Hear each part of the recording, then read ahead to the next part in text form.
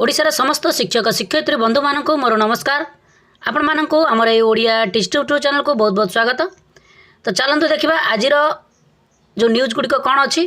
तो प्रथम news T आपण मैंने थंबनेल देखि जानिथिबे जे प्रमोशन पई आसिला चिठी से गोटे जिनस लिखाई आडहक बेसिस। तो यहीटा कहीं लिखा जाइए तार क्लारिफिकेशन आमे आज आलोचना करवा। ता सहित प्रमोशन प्रकृत ये जो चिठीटी आसी प्रमोशन कराजिबो कि प्रमोशन कराजिबो नाही तार संपूर्ण तथ्य आमे आपण मानक निकट में उपस्थापन कराइबु। आपण माने भिडियोटी को शेष पर्यंत देखंतु, निश्चित भाव में समस्त तथ्य जानि परिबे। तो चलंतु देखिबा कहीं आडहक लिखा जाइए, कौन कराजिबो, सेतिपई कौन व्यवस्था सरकारंकर अछि, कहीं एभली आगुरु केबे एभली चिठी आसी नथला, कहीं चिठी आसिला। चलन देखिबा डिटेल्स। तो देखो प्रथम न्यूज़ अच्छी। प्रथम आम देखा पूरण हेब तो आउटसोर्सिंग कर्मचारी दाबी। तो ये हूँ गोटे प्रश्नबाची। मुख्यमंत्री को कर्मचारी समस्या जणाइले सांसद आउ विधायक। सामाजिक सुरक्षा आशारे हजार हजार कर्मचारी। तो देखो किछि दिन पूर्वे भुवनेश्वर स्थित लोयर पीएमजी ठारे ओडिशा सरकारी आउटसोर्सिंग कर्मचारी महासंघ पक्षर विभिन्न दाबी को नहीं 10 दिन आंदोलन करथिले। परे मुख्यमंत्री निर्देश क्रमे से माने आंदोलन टी को बंद करी थिले। तो यह परे किभली भाव में तांकु छटई करा जीवो नाही, पुनर्नियुक्ति हेबो, संपूर्ण आउटसोर्सिंग व्यवस्था कार्यकारी करिबा दाबी युक्तिसंगत होइतिला बेले एहाकु ग्रहण करा जाइतिबा बैठक मध्य करा जाइतिला। एहा सह अन्य राज्यर मॉडल अनुधान करने सहित कर्मचारी को नियमित करने पई एक मंत्रिस्तरीय कमिटी गठन करने को मुख्यमंत्री आईन मंत्री को निर्देश देइतिला बेले मध्य संघ एक कथा उपस्थापन करिसेंती, किंतु एपर्यंत फल शून्य। किंतु एथि मध्यरे बहुत दिन बीती जाइछि, किछि सुफल मिली नाही।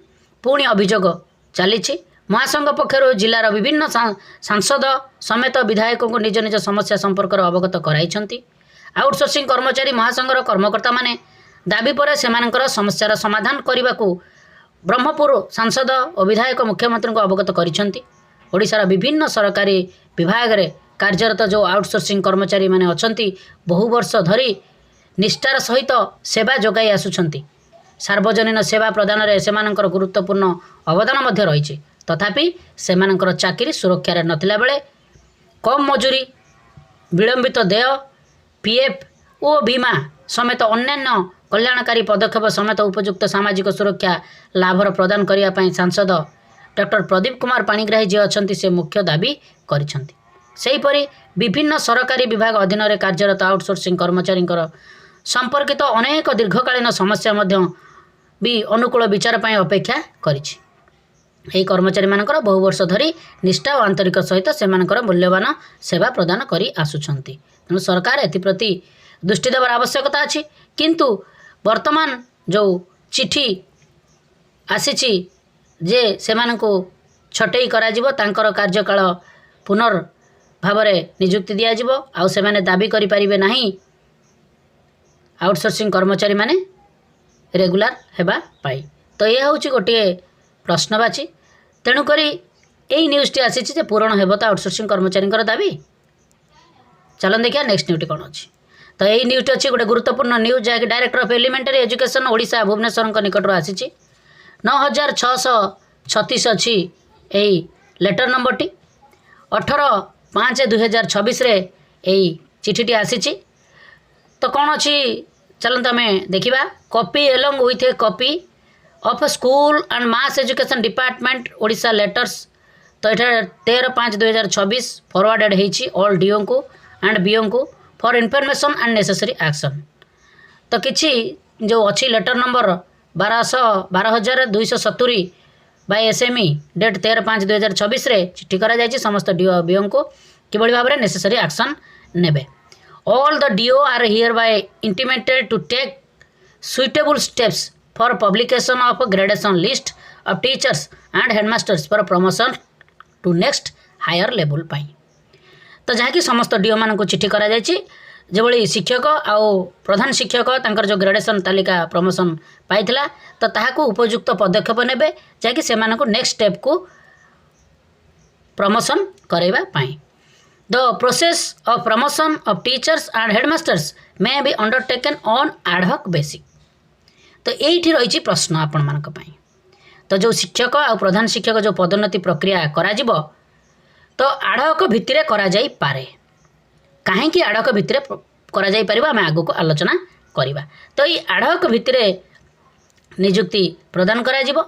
तो subject to explicit conditions that such promotions shall abide by the final outcomes of the pending litigations, including the review petition before the Honorable Supreme Court and the right petitions before the Honorable High Court। तो जो आपण मानकर जो ad hoc basis रे जो नियुक्ति प्रदान करा जिवो एथर स्पष्ट शर्त अछि कोन ना पदोन्नति पाई केतक क्षेत्र में सुप्रीमकोर्ट समीक्षा आवेदन करिसेंती, माननीय हाईकोर्ट मध्य रिट आवेदन करिसेंती, जहाँकि जो विचार चली कोर्ट रे आपण मानकर प्रमोशन को लेकिन ताहाकू चूड़ांत फलाफल आसी नाही। तो सेति पई आपण मानकर एडहॉक बेसिस रे प्रमोशन टी रहिबो। तो तार डिटेल्स आमे वर्तमान ए चिठी आलोचना करिबा। तो ये चिठी मध्य अछि government of Odisha school and mass education department रो 12,270 अच्छी चिठी नंबर 13/5/2026 रे चिठीटी अच्छी to the director of elementary education Odisha. तो आपण मैंने एठार देखिले जे डायरेक्टर चिठी कले समस्त डीओ को बीओ को, किंतु एथिरे एसएनएमई डायरेक्टर को चिठी करिसेंती जे तार clarification on promotion elementary teachers और हेडमास्टर्स रिगार्डिंग कौन क्लारिफिकेशन अच्छी डिटेल्स आम आलोचना करिबा।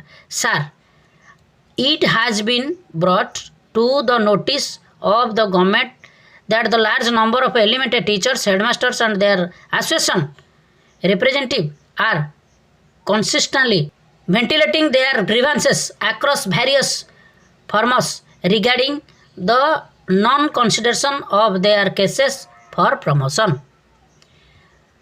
तो से कौन है ना केतेक आपण मानकर शिक्षक संघर जो प्रतिनिधि माने पदोन्नति मामला जो अच्छी ताहाकू विचार न करिबा संपर्क रे जाकि आपणकर प्रमोशन न करिबा संपर्क रे से माने दाबी प्रदान करुछंती। तो देखंतु जे कि जो शिक्षक शिक्षयित्री माने किछि केस करिछंती से कहउछंती जे पर्यंत आमर किछि क्लारिफिकेशन न आछि से पर्यंत आम प्रमोशन दियंतु नाही।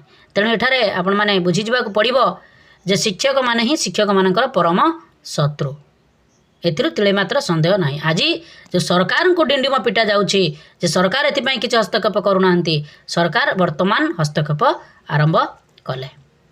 तापर next the the honourable Supreme Court in its judgment dated 1/9/2025 in civil appeal number 1385 of 2025 has held that the teachers eligible test forms are integral part of the minimum qualification and mandatory for appointment constitution in service as well as promotions। आपण मानकर मान्यवर supreme court जो judgement देइथिले appeal number रे जहाँकि आपण मानकर 1385 of 2025 आपण मानकर जो योग्यता मानदंड जो अच्छी टीईटी तो सही योग्यता सर्वनिम्न योग्यता निश्चित भाव में अविच्छेद अंग बोलिक से देइथिले नियुक्ति आउ चाकरी अविरत आउ पदोन्नति रे यह बाध्यतामूलक। तो उक्त राय को जो जजमेंट को आपणकर दृष्टि गोचर करी सरकार एक समीक्षा आवेदन दाखल करिसेंती कहा पाखरे ना मान्यवर कोर्ट को निकट रे। The said judgment continuously remaining forces and must be duly taken consideration while processing promotion of elementary teachers and headmasters। It is also pertinent to note the several related matters are presently subjudged before the Honorable High Court।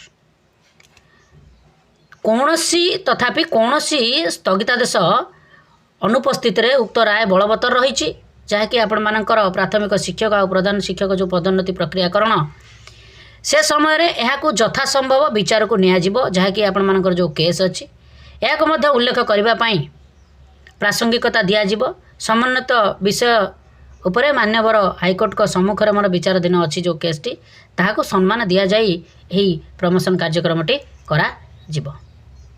In this context, it is hereby directed that the process of promotions of teachers and headmasters may be undertaken on the ad hoc basis. तो ये आसला जे ई जो in this contents यही परिप्रेक्षी में आपमनकर शिक्षक प्रधान शिक्षक जो promotion प्रक्रिया को अस्थायी भाव ग्रहण करा जोटा कि आपणकर ad hoc बेसिक रे ताहाठरे निर्देश दियागला subject to explicit conditions that such promotions shall abide by the final outcome of the pending litigation including review petition before Honorable Supreme Court and that await petitioner before the Honorable High Court। तो आपण मानकर जो अच्छी सही अनुसार आपण मानकर supreme court जो समीक्षा आवेदन को आखि आगे रखी जे पर्यंत विचाराधीन फलाफल न आसी जो विचार चली तार रिजल्ट जे पर्यंत न आसी से पर्यंत से अस्थायी भाव प्रमोशन दिगला जैकि ad hoc बेसिक रे। तो परवर्ती पर्यायर जदि से किछि असुविधा होए ताले से निवृत्त होबाकू पड़िबो। It is further emphasized that the process of promotions should not be kept abeyance unless absolutely unavoidable so as to prevent administrative stagnation. Upon final disposal of the pending cases, necessary action shall be taken for revision, regulation of such promotions and fixation of seniority in accordance with the outcome of a judicial proceeding. Yours faithfully, Commissioner come Secretary Government। तो कौन अच्छी देखु जो आपण मानकर प्रशासनिक जो रोक लगा जाइए स्थिरकृत रोकवाई पदोन्नति प्रक्रिया को संपूर्ण भाव में अनिवार्य नहले स्थगित रहा उचित नुहे बोली आहरी गुरुतर करा जहाँकि प्रमोशन टी तेणु प्रमोशन सरकार देवे विचाराधीन मामला जितेबाला चूड़ांत निष्पत्ति आसब निष्कर्ष आसब न्यायिक कार्यर फलाफल जो आसो से संशोधन अनुसार पदोन्नतिर नियमितकरण करा वरिष्ठता निर्धारण करा जहाँकि ताहा जुडिशियल प्रोसीडिंग रे सरकार तरफ पिटिशन दायर करा जाई यही प्रमोशन कार्यक्रमटी को करा जाउछि। तेणु जो मानकर जदि परवर्ती पर्यायर से डिग्री होए तो से सीनियरिटी भाव रहिबे। तो तेणु बर्तमान जो माने किछि अवहेलित होइके अछंती शिक्षक शिक्षयित्री माने प्रमोशन पाई तो से प्रमोशन जो भली भाव में सीनियरिटी अच्छी से सीनियरिटी भाव में से रहिबे किंतु नाम को मात्र आपणकर जे पर्यंत कोर्ट केसर समाधान न होइछि से पर्यंत आपणकर ad hoc बोली रहिबो प्रमोशन क्षेत्र में।